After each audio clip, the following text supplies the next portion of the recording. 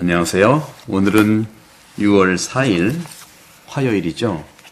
마르코복음 12장 13절에서 17절의 말씀입니다.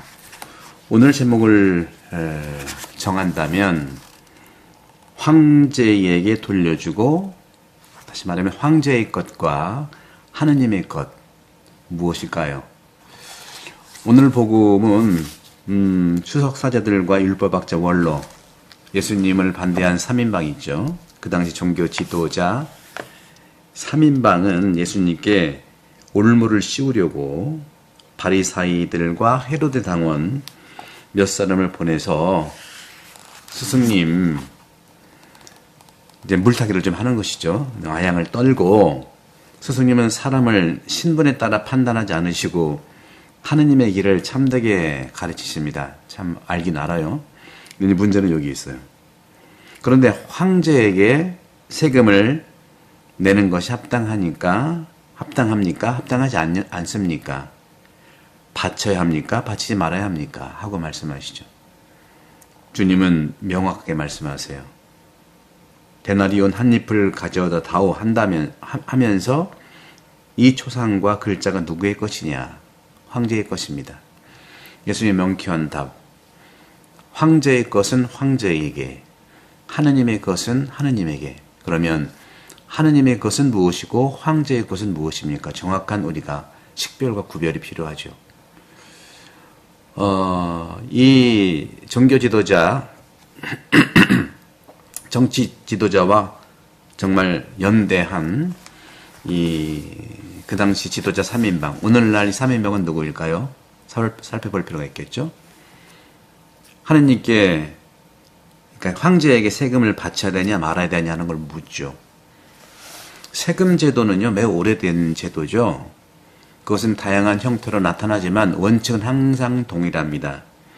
인간은 자신을 보호하고 사회에 살고 있기 때문에 사회 유지에 기여할 의무가 있는 것이죠. 세금에 관해 이야기할 때 우리는 무엇보다 돈을 생각하지만 더 중요한 게 있어요. 환경을 유지하는 데 기여하는 의무도 있다는 거죠. 그것은 인간 전체를 포함하기 때문에 돈보다 어쩌면 더 중요하고, 오늘날 이 생태계의 기후위기의 변화에서 위기 속에서 더 절실합니다. 물론 그것은 무엇보다도 모범이면서 동시에 우리의 언어예요. 말이라는 것이죠. 말을 통해서 여론이 형성되고 있고요. 이것은 다른 사람들에게 큰 영향을 주고 미칠 수 있기 때문에 그렇습니다. 언론들 얼마나 중요합니까? 방송, 언론, 신문, 유튜브도 마찬가지인데요. 유튜브도 정말 진실된 이 메시지를 전달하는, 저는 그런 점에서 복음 말씀을 토대로 해서 이 시대의 징표와 하느님, 예수님의 메시지를 만나게 하는 그러한 사명으로 이렇게 2000년부터 5년째 이렇게 계속하고 있습니다. 구독선교 많이 부탁드리면서 우리가 복음화되는 그날까지 함께 열심히 달려보겠습니다. 그래서 2차 바티칸 공의회는요, 무엇보다도 사실을 보도하는 데 큰 책임이 있다는 언론인들에게 경고하고 있어요. 따라서 그들의 공무는 매우 중요하고 높죠. 가족과 같은 소규모 사회에서는 이러한 공무로 인해서 인내와 관용의 형태로 지급이 되지만, 또 한편으로는 공공사무실 함께 있는 그런 멤버들, 그 직원들은 신속하고 효율적이며 정중하게 국민들로부터 받은 세금도 국민이 정확히 내지만 그 세금들을 잘 사용해야 된다는 것이죠. 이렇게 각자의 방식으로 우리 모두는 서로에게 경의를 표하는 것입니다. 근데 오늘 주님께서 말씀하셨죠. 황제에게 세금을 바치느냐 하는 이런 질문에서 황제의 것은 황제에게, 본래 이제 원문으로는 카이사르의 것은 카이사르에게 하고 이렇게 말을 하고 있는데, 카이사르는 황제죠. 황제. 그의 이름으로 세금을 징수했어요. 팔레스타인에서 이 카이사르는요, 무력과 권력과 폭력으로 그 나라를 점령한 외국인. 다시 말씀드리면 누군가의 권력과 힘의 재력의 상징이에요. 그런 점에서 이 카이사르에게 세금을 바친다고 하는 것은, 황제에게 세금을 바친다는 것은 유대인들에게는요, 수치스러운 일입니다. 우리가 일제강점기 때 천황한테 세금을 바치는 거나 같은 내용이죠. 하지만 카이사르를, 황제를 반대하는 것은 매우 위험한 일이었어요. 그렇잖아요. 우리 독립군들도 얼마나 위험한 일을 했습니까? 그렇기 때문에 이 종교 지도자 중에 바리사이파는 그들이 예수님께 공개적으로 던진 질문을 했는데, 이 질문이 매우 모호하고 교활했다는 것이죠. 예수님은 바로 어떻게 이 함정에 빠지지 않고 나오는지를 잘 살펴보십시다. 종교적인 이유로 유다인들은 형상이나 표현물을 이렇게 숭배할 수도 없고 보관할 수도 없었어요. 하지만 주머니에 넣고 다니는 그 돈, 오늘은 데나리온인데요. 데나리온 한 잎을 가져오라고 했잖아요. 이 데나리온, 이 돈의 카이사르의 형상, 조각상은 예외로 둔 것이에요. 예수님께서는 그들의 모순을 폭로하셨어요. 이런 사건들을 통해서 도덕적 결론을 내리려고 하는 신학자들도 있는데, 바로 그 신학자들은 스스로에게 다음과 같은 질문을 던지고 있습니다. 먼저, 폭력으로 정권을 잡은 불법 정부에 우리 그리스도인들은 복종을 할 수 있는가? 이론적으로는 대답은 명확해요.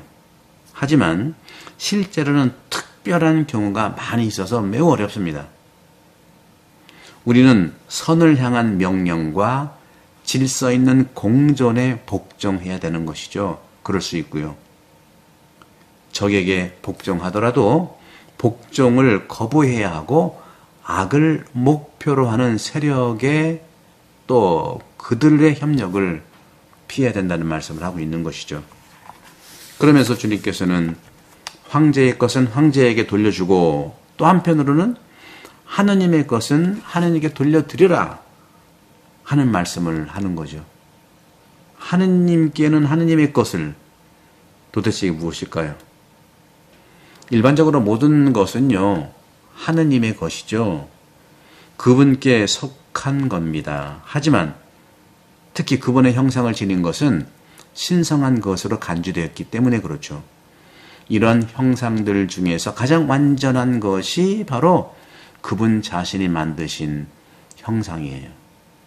창세기 1장 26절에서 27절을 보십시오. 인간은 하느님의 모습대로, 즉 형상과 모습대로 창조되었다.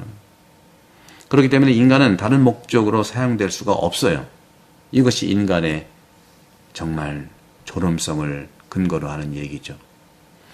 신성한 봉사를, 거룩한 봉사를 증진시키려는 이러한 봉사, 거룩한 봉사를 위해서 인간은 위대한 일을 하는 것입니다 하고 바실리오 성인은 말씀하셨어요.